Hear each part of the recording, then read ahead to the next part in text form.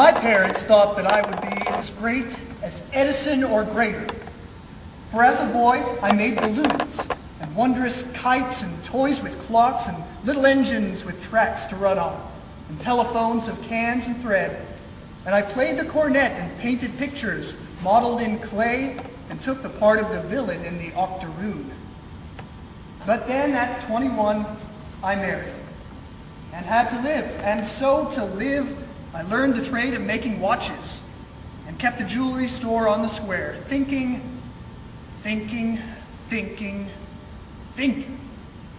Not of business, but of the engine I studied the calculus to build. And all Spoon River watched and waited to see it work, but it never worked. And a few kind souls believed my genius was somehow hampered by the store. It wasn't true. The truth was this: I didn't have the brains.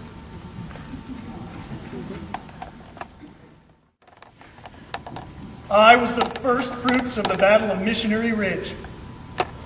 When I felt the bullet enter my heart, I wish I had stayed at home and gone to jail for stealing the hogs of Curl Trenery, instead of running away and joining the army. Rather 1,000 times the county jail than to lie under this marble figure with wings and the granite pedestal bearing the words Pro Patria. What do they mean anyway?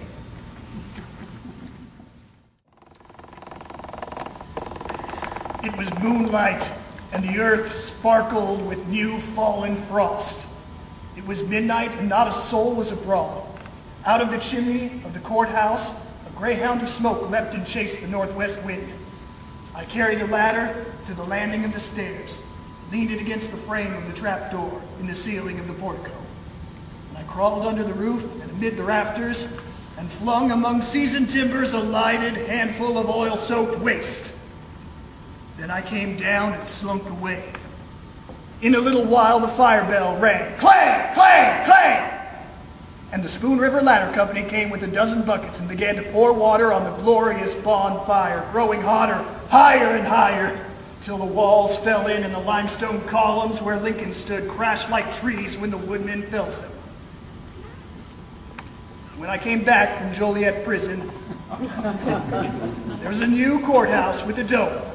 For I was punished, like all who destroy the past for the sake of the future.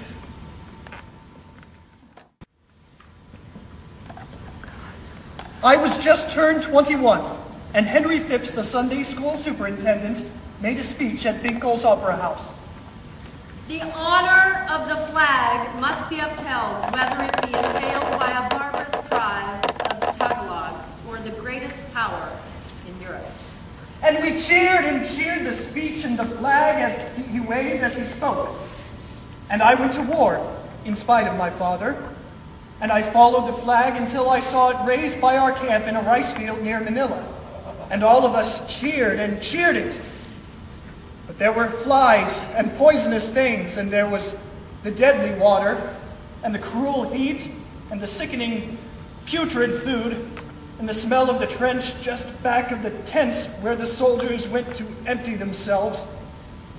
And there were the whores that followed us, full of syphilis, and beastly acts between ourselves or alone, with bullying, hatred, degradation among us, and days of loathing, and nights of fear, and the hour of the charge through the steaming swamp, following the flag, till I fell with a scream, shot through the guts.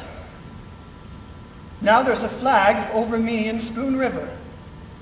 A flag.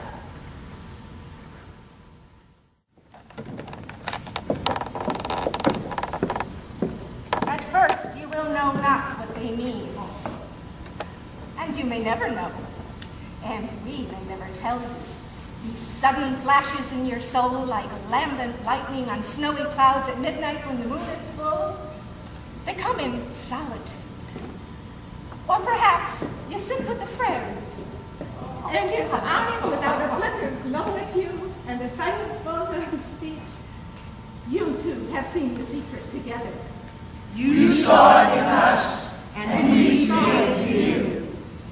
And there you sit, thrilling, lest the majesty stand before you and strike you dead with a splendor like the sun's.